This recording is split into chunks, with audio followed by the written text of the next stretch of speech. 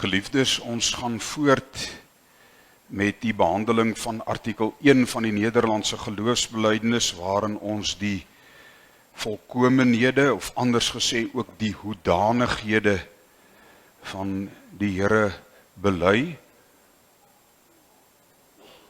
Ons vind in hierdie belydenis die hoedanigheid wat ons vanaand gaan behandel, nie juis nie, dit is die hoedanigheid van God se liefde. Hierdie belydenis wil natuurlik nie 'n volledige benoeming of lys wees van al God se volkomenhede nie.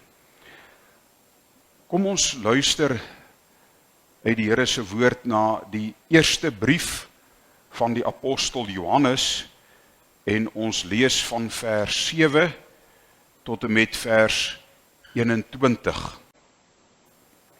1 Johannes hoofstuk 4 van vers 7 tot en met vers 21. Geliefdes, laat ons mekaar lief hê, want die liefde is uit God, en elkeen wat liefhet is uit God gebore en ken God. Hy wat nie liefhet nie, het God nie geken nie, want God is liefde.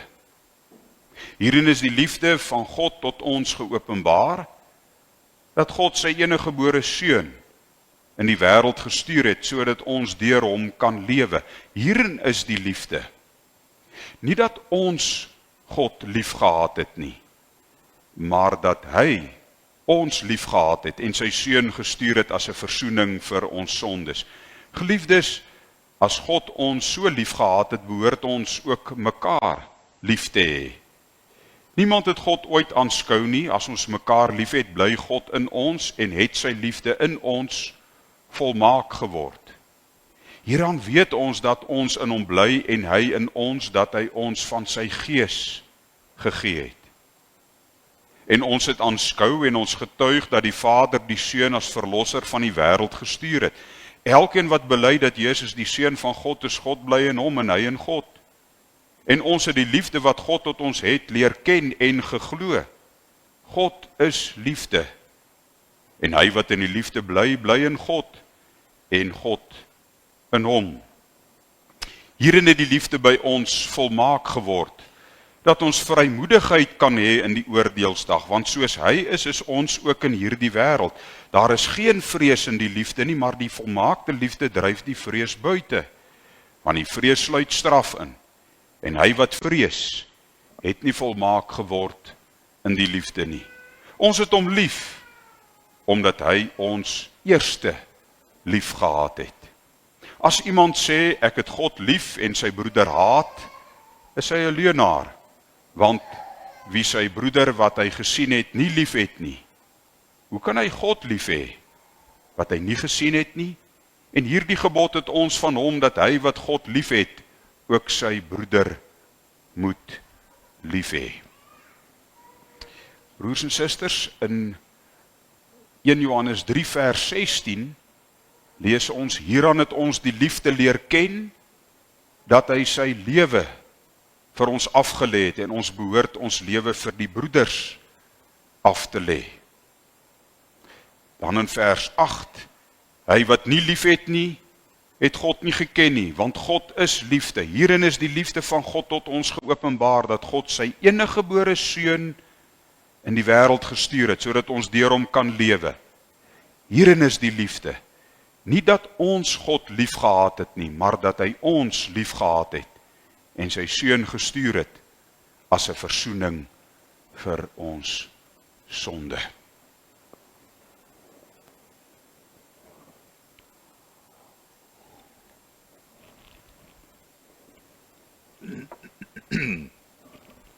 Liewe broers en susters, in die belydenis aangaande die volkomenhede van die Here, moet ons goed besef dat dit nie ons is wat hom benoem nie.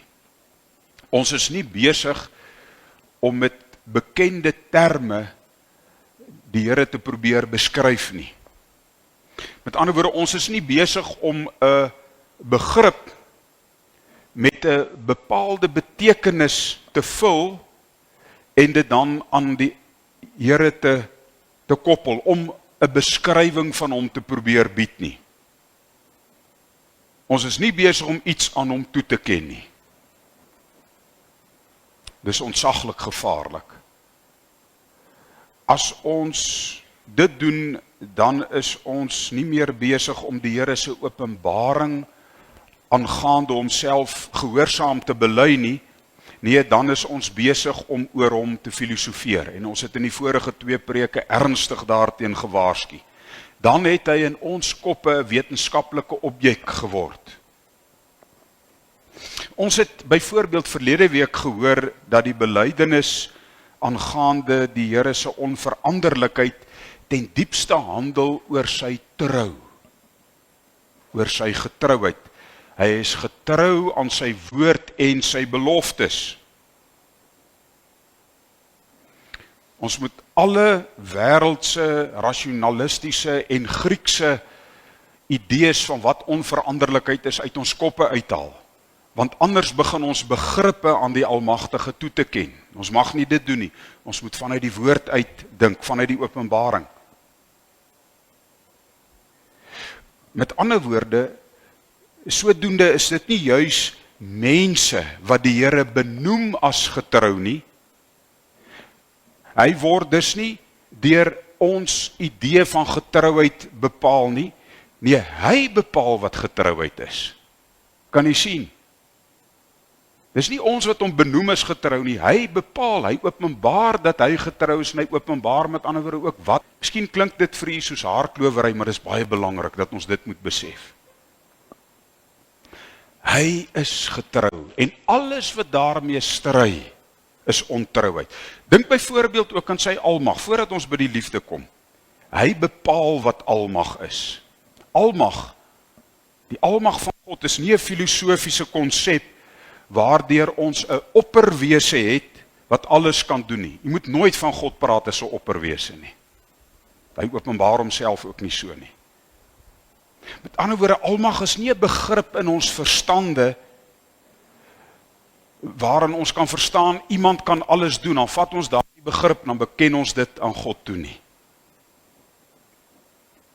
Nee, almag is hoe die Here homself openbaar in die wyse waarop hy sy raad en sy wil tot volvoering bring.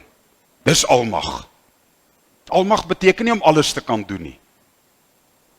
Almag is 'n openbaringsbegrip. En daai openbaringsbegrip sê die Almagtige sorg deur sy mag dat alles gebeur wat hy wil. Sy raad kom tot uitvoering al is daar hoeveel teestand. Dis almag. Kan jy dit sien? Dis nie 'n begrip wat ons in ons verstande moet bedink nie. Dis 'n belydenis wat vanuit die woord uitkom. Hy bepaal wat almag is, omdat hy self almagtig is. En so openbaar hy homself ook in die skrif. Een van die mees diepsinnige openbarings aangaande die Here se hoedanighede kry ons in vers 8 en vers 16 van ons geleesde gedeelte. God is liefde. God is liefde. En hoe langer 'n mens daaraan dink, hoe moeiliker word dit om liefde selfs te probeer definieer, nie waar nie. Probeer net vir 'n oomblik te dink wat hierdie liefde beteken. En nou moet ons weer eens goed daaraan vashou, dat liefde nie 'n begrip is wat ons van die aarde af aan God toeken nie. Daar is dus, broers en susters, geen begrip. Mag ons so ver gaan om te sê, daar's eintlik geen benul van wat liefde is sonder God nie, want God is liefde. Daar is nie 'n begrip van liefde sonder die Heilige van Israel nie. Die God van Abraham, Isak en Jakob word nie deur die liefde bepaal nie.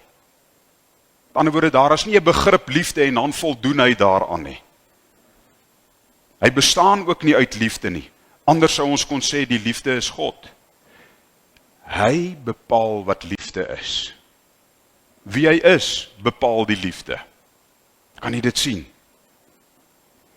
En nou sê ons dit maar weer, daar kan dus geen ware kennis van die liefde wees, sonder die kennis van God nie. Want God is liefde.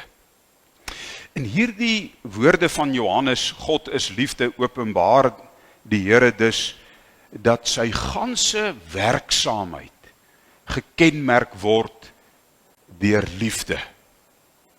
Sy ganse werksaamheid word gekenmerk deur liefde. Maar dis natuurlik waar van al sy hoedanighede, net soos sy ganse werksaamheid gekenmerk word deur sy trou, en sy almag, en sy wysheid, en sy goedheid, en sy ewigheid, en sy regverdigheid, en sy onbegryplikheid, en sy onveranderlikheid. Die hoedanighede van God staan nooit in stryd met mekaar nie. En die hoedanighede van God vind altyd die hoogtepunt van hulle openbaring in Jesus Christus wat vlees geword het. Want in hom woon die volheid van God liggaamlik. Maar vir die doeleindes van vanaand se prediking, die liefde. God is liefde. So wat is hierdie liefde? Wat beteken dit? Vers 9. Hierin is die liefde van God tot ons geopenbaar. Dis die sleutelwoord. Dit moet geopenbaar word, broeders en susters, want ons kan dit nie bedink nie. Ons kan nie van die aarde af probeer bedink wat God se liefde beteken. Geopenbaar. En dan staan daar dat hy sy eniggebore seun in die wêreld gestuur het, sodat ons deur hom kan lewe. Hierin is die liefde geopenbaar.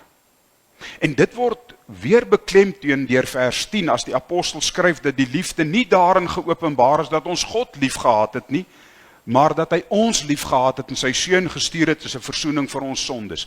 Kan jy sien, ons is nie die verwysingspunt nie. Ons gevoelens en emosies en denke oor die liefde is nie die verwysingspunt nie. Want die feit dat God liefde is en wie hy is in sy liefde, moet vir ons geopenbaar word. Terug by vers 9, die liefde van God is geopenbaar daarin dat hy sy enigste seun in die wêreld gestuur het. So leer ken ons die liefde van God. So dat hy in vlees en bloed onder ons kom woon het. Natuurlik, broers en susters, natuurlik het die Here sy liefde dwars deur die openbaringsgeskiedenis al geopenbaar. Dit word in die Ou Testament veral sy goedertierenheid genoem. Ons het verlede week gehandel oor die trou van God. En die goedertierenheid van God. Daardie twee soos 'n Siamese tweeling in die Ou Testament, God se goedertierenheid en trou. Kan jy dit onthou? Elke keer, dikwels, as daar gepraat word van die Here se werksaamheid teenoor sy kinders, dan word daar gehandel oor sy goedertierenheid en sy trou.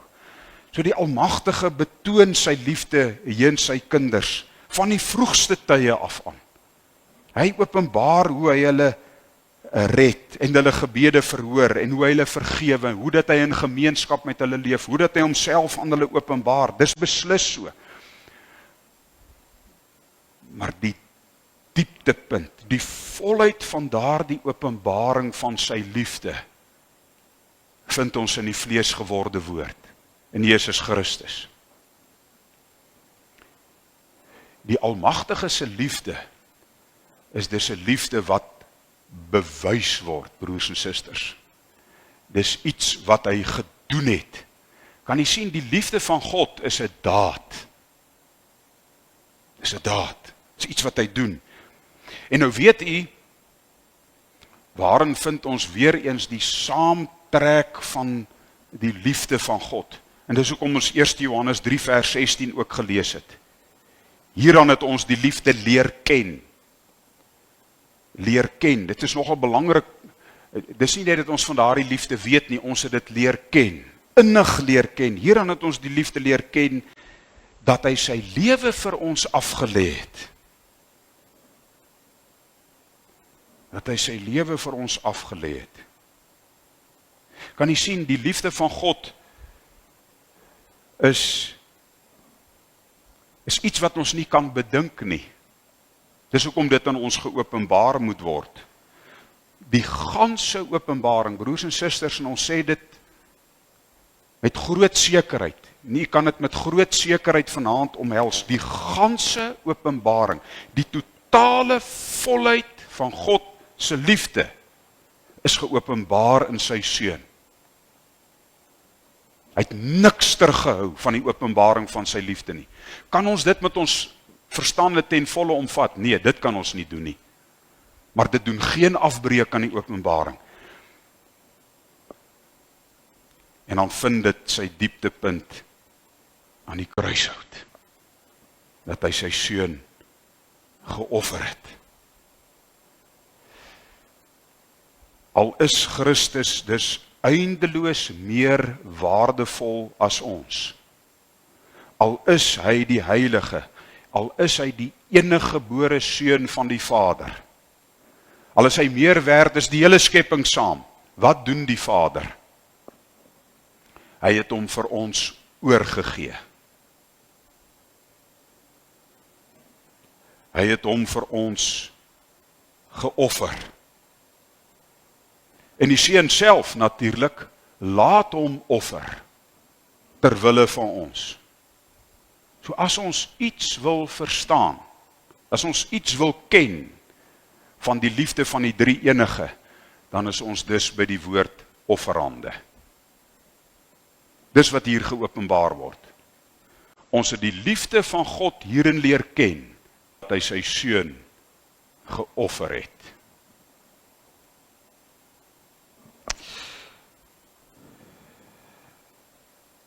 En dit is die oorvloed van sy liefde. Broers en susters, dit is die liefde wat ons verstande ver te bowe gaan. Dat hy homself vir ons gegee het. Dat hy homself vir ons geoffer het. Aan die een kant is dit eintlik so eenvoudig, nie waar nie. As ons wil weet wat hierdie liefde van God beteken, as ons dit wil ken, dan is dit die offerande van sy seun. En tog is dit so eindeloos diepsinnig. Die offerande van sy seun. Maar nou wil die Here hê, broers en susters, dat ons dit nie net moet weet nie, maar dat ons hierdie liefde van hom sal ken. Dat ons hierdie liefde van hom, wat hy aan ons geopenbaar het in sy seun, innig sal ken. Indien ons vers 9 so bietjie meer letterlik sou vertaal, dan staan daar, hierin is die liefde van God in ons geopenbaar. Die 53 vertaling vertaal aan ons of tot ons, maar as 'n mens sommige ander vertalings nagaan, sal 'n mens sien, hulle vertaal dit so letterlik, sy liefde is in ons geopenbaar. Dis tog besonders. Hierdie ewige liefde van die Almagtige is nie net vir ons gewys nie.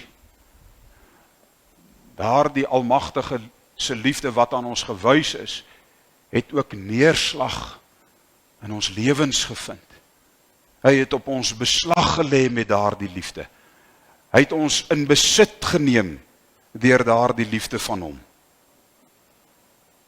Hy het sy liefde dus nie net aan ons bekend gemaak nie, maar ook in ons, sodat ons dit kan ken, en dat ons dit kan beleef, en dat ons vanuit sy liefde kan lewe.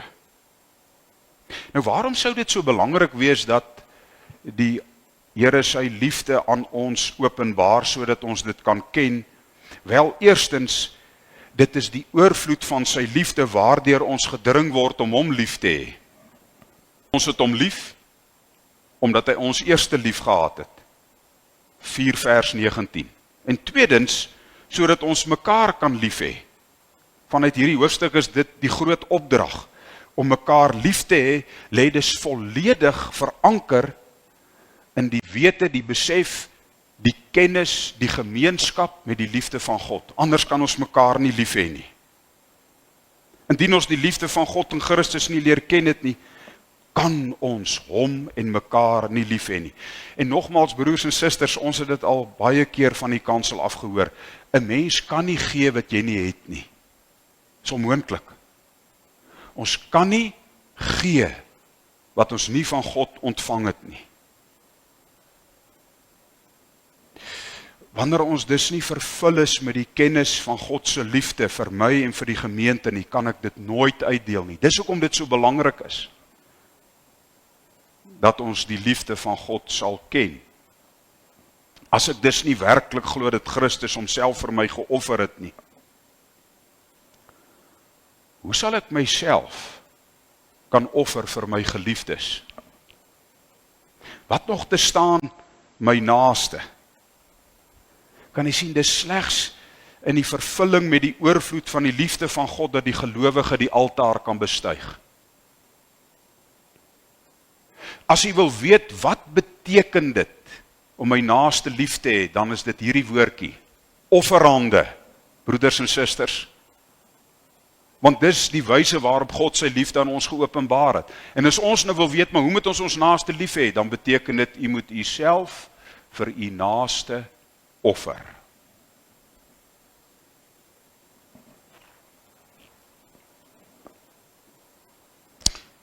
En nou sal u verstaan, ons kan dit nie doen nie.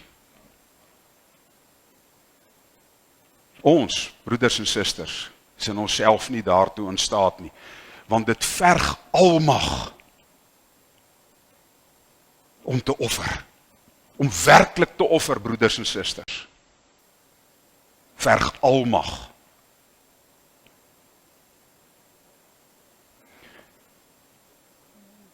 Jesus Christus se offerande, daardie daad van liefde, was juis ook 'n openbaring van God se almag. Dis nie verniet dat ons in Hebreërs 9 lees, dat Christus hom deur die ewige Gees sonder smet geoffer het nie. Kan ons nie verbande begin raak sien?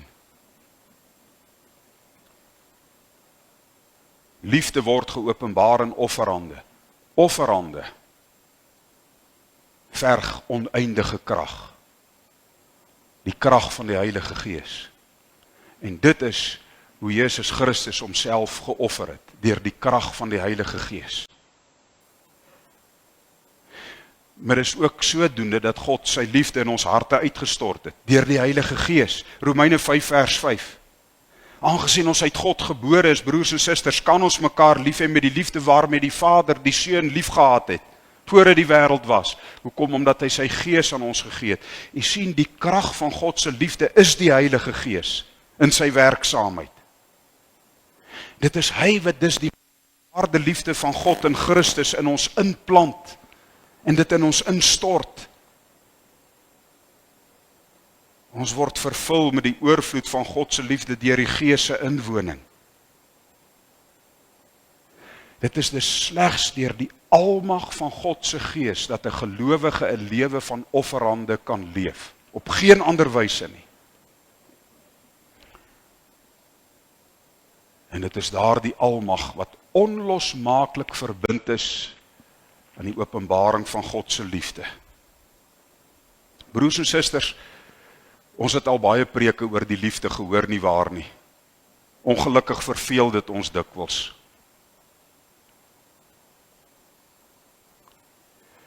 Maar as u mooi selfondersoek doen, is dit ons grootste tekort. Die bron van ons totale geestelike armoede lê by hierdie hoedanigheid van God.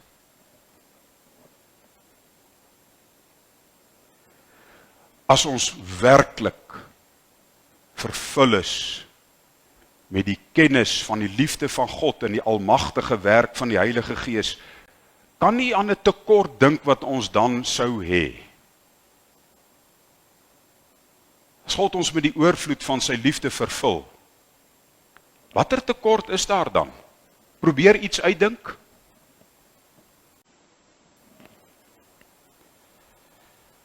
Ons verstaan van hierdie hoedanigheid so min, broers en susters, en tog het ons so nood daaraan, dat die Here ons deur die inwoning van sy Gees en in die verkondiging van die evangelie sal vervul met die Gees van sy liefde. Daar is ons oorvloed. Maar daar lê ons tekort ook. En nou is dit belangrik, broers en susters, twee laaste sake, dat ons dit opnuut weer omhels. Ons kan nie gee wat ons nie ontvang nie.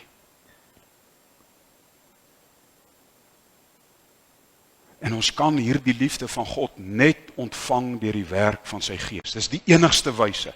Dis die enigste manier ook wat ons gesond kan word. En daarom moet ons so bid daarvoor. Daarom moet ons so na mekaar omsien. Daarom moet ons mekaar bedien. Daarom moet ons onsself aan mekaar offer, sodat die liefde van God aan ons bedien kan word, sodat ons daarmee vervul kan word. Beslis. Maar tweedens, broers en susters, moet ons ontzaglik waaksaam wees teen die Satan se leuns en ons ou natuur se aanslag. U ken daardie leuns. Hoe kan God vir iemand soos jy lief wees? Hoe kan jy ooit sy liefde werd wees? Elke ware gelowige ken daardie worsteling. En daardie worsteling, liewe broeders en susters, is stryd tot die dood toe, teen die magte van die doderyk. As Satan ons net kan oortuig. God is liefde, dis alles goed en wel. Maar vir jou is hy nie liefde nie. As hy net daardie leuen in die kerk kan plant, kan jy dit sien, ek is dit nie waardig nie. Maar broeders en susters, onthou u, ons het net nou gesê, dat goedertierenheid en trou is 'n tweeling in die Bybel. Die hoedanighede van God kan nooit van mekaar geskei word nie. Wanneer ons met al daardie aanslae te maak het, dan vlug hy weer na die trou van God. Hy praat altyd die waarheid in sy woord. Hy praat die waarheid met sy kinders, in sy getrouheid. En ons gryp daarin vas, met alles wat ons het en is. En dan glo ek glo met my hele hart, dat hy ook vir my in Christus lief het. Ek glo dit, want dit is die waarheid. Ek glo dit ook, want hy beveel my dit. Dis 'n bevel van God. Jy moet glo dat ek jou lief het.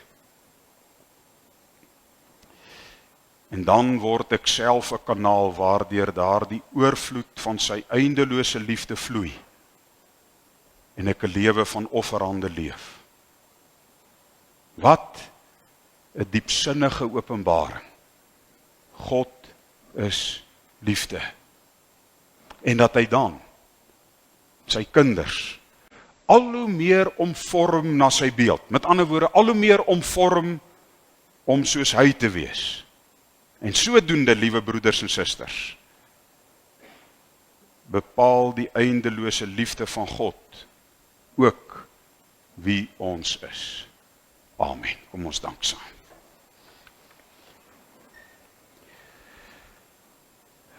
Onse Vader in die hemel, ag, ons moet dit voor u bely, dat ons so min van u liefde verstaan, dat ons so min van die liefde as sodanig verstaan, omdat ons so gebroke is, omdat ons in onsself soveel wonde het, omdat die Satan se leuns nog so maklik met ons resoneer, Ons bely dit voor U. Maar ons pleit U vanaand, mag Christus tog die loon van sy arbeid ontvang daarin, dat ons gehoorsaam sal glo dat U ons werklik liefgehad het, voordat die wêreld was, elkeen wat glo,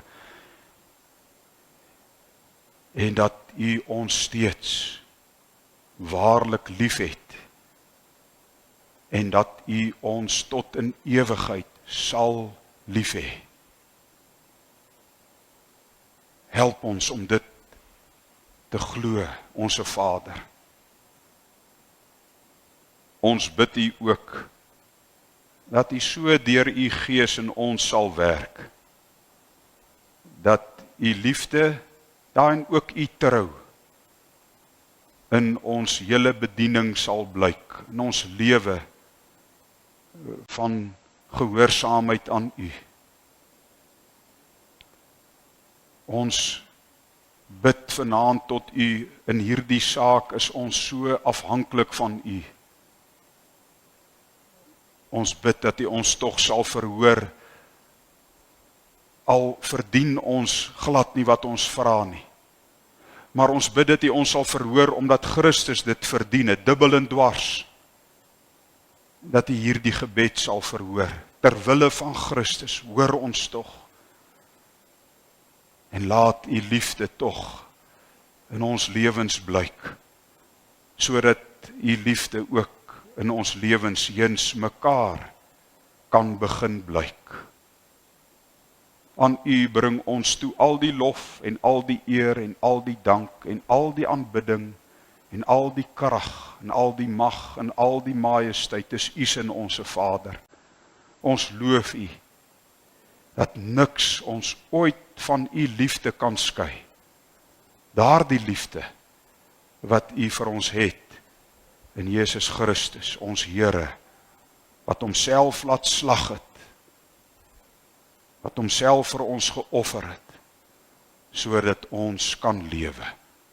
In sy naam, amen.